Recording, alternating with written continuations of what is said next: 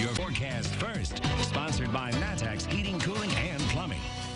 Well, that's a look in Springfield on the Roofing Dog INET Flooring America camera. Sunshine, but more clouds out there. We've actually had a couple of little small showers showing up here this evening. As you can see on the satellite radar picture, a little thin line here into portions of Piatt, into Macon County there as well, and back towards Springfield, where some of those clouds are showing, as you can see. So a quick shower, not out of the question, but don't expect anything like what we had this time last night when it was just really coming down.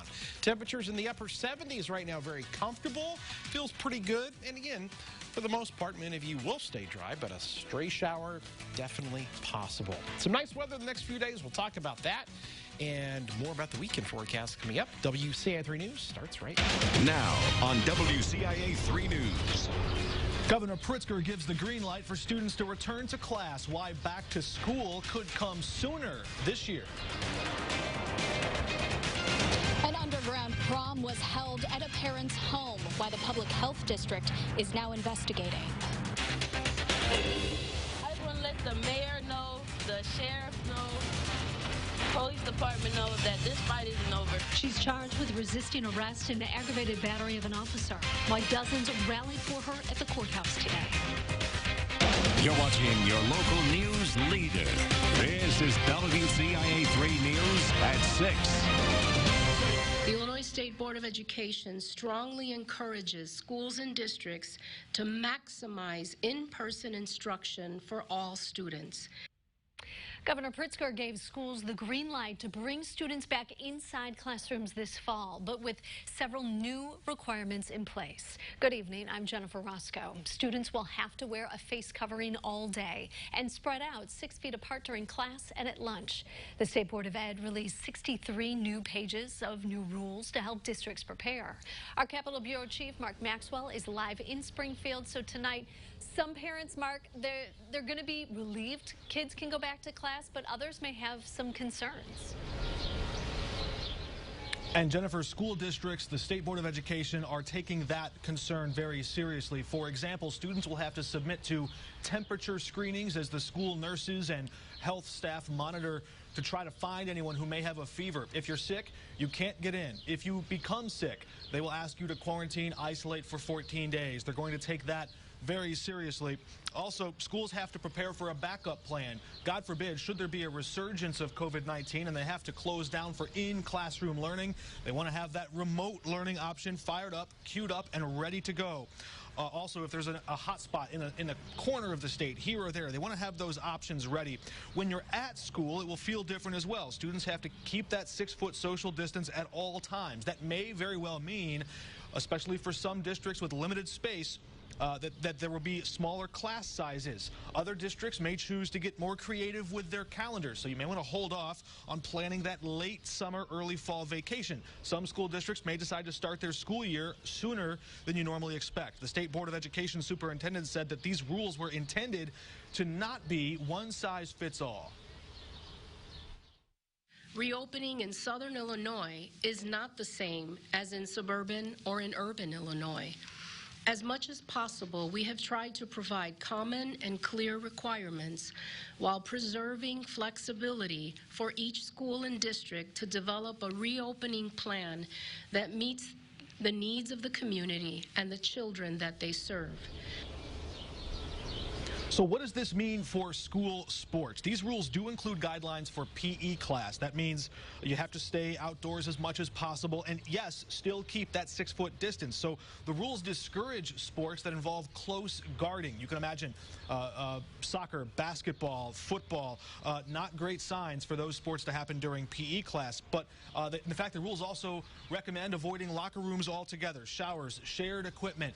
Those things could be vectors of transmission. So nothing in these rules, though, directly applies to organized sports. That's handled through the IHSA. We know they've submitted at least some preliminary plans to the Department of Public Health. Those are under review. We could learn more about that as early as this week, according to several sources involved in those discussions today.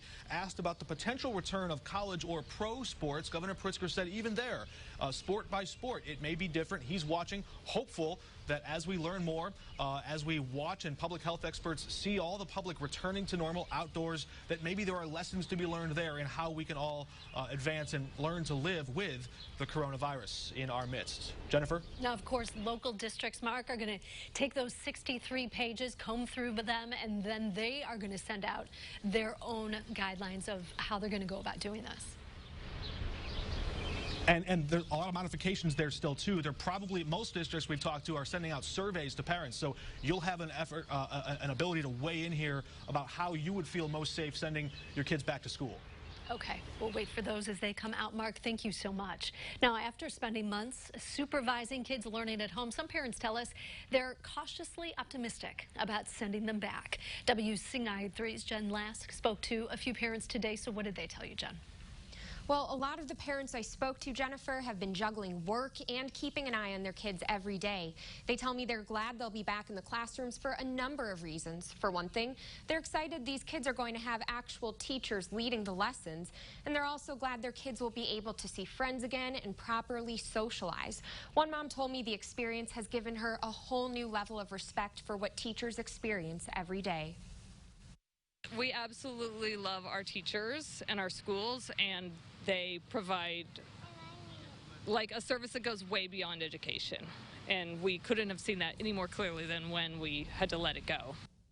And one thing a couple parents with younger kids told me is that they're a bit concerned about how well their kids will be doing with keeping masks on all day, but some of them have already begun getting practice from going to their day camps this summer. I did talk to one woman who doesn't have young kids but has nieces and nephews who would return to school under this plan, and she says it would make her think twice about visiting their families if the kids are in the classrooms all day this fall. But you know what, Jen, I think a lot of parents feel the same way about teachers' new respect, perhaps, for what they do every single day with our kids. All right, thanks. An outbreak of COVID-19 in Muhammad is being investigated. The health department says it's linked to a private prom held at someone's home. WCIA3's Jennifer Jensen is live outside CU Public Health. So, Jennifer, what do we know about this? Jennifer, so far 10 people have tested positive for coronavirus connected back to that event. The private prom was organized by a parent on June 13th. The school district superintendent says the school was not affiliated with this, but they have canceled all in-person school activities for the foreseeable future. That includes athletic training like football practice and driver's education classes. The Champaign County Health Department does not know how many people attended the event, but we spoke with parents of students who went, and they told us there were about 40 to 50 people there. Parents also told us that people who went were required to sign waivers releasing liability of the people who hosted the private prom.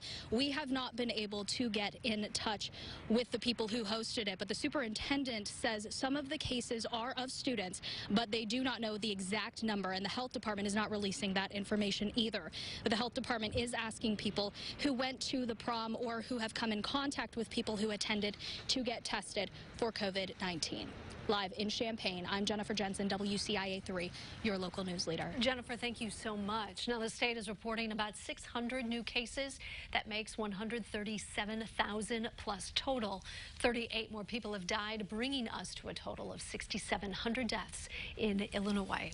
A person was shot in Champaign this afternoon. It happened at the Gramercy Park Apartments on West White Street. Police were out investigating and talking to people who live there. Officials weren't able to release an age or gender.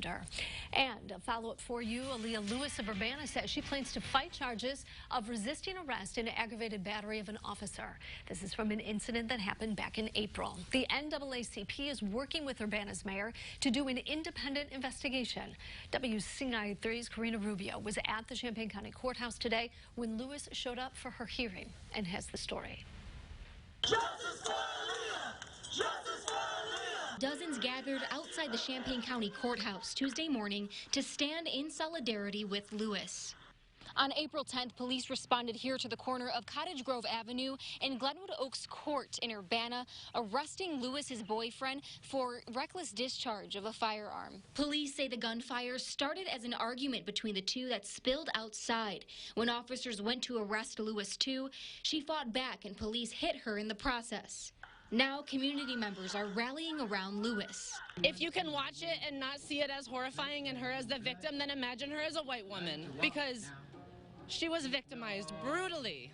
A really powerful example from very recently in our community of exactly what the police do in this country. Lewis says she went to her hearing to find out if her charges of resisting arrest and aggravated battery of an officer would be dropped. The Champaign County State's attorney decided against it.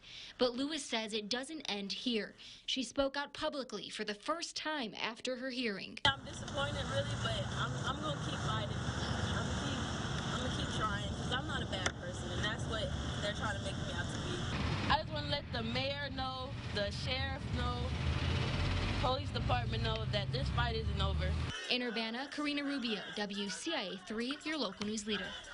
In an initial investigation in April, the state's attorney's office in Urbana Police Department ruled the officer's use of force was justified.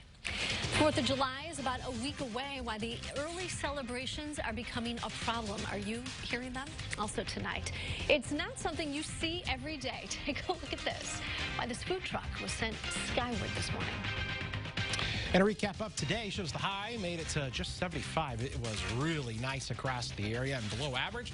When we come back, we're talking about there's more rain in the forecast, and we'll let you know when there can be some more storms. How long these cool temperatures stick around.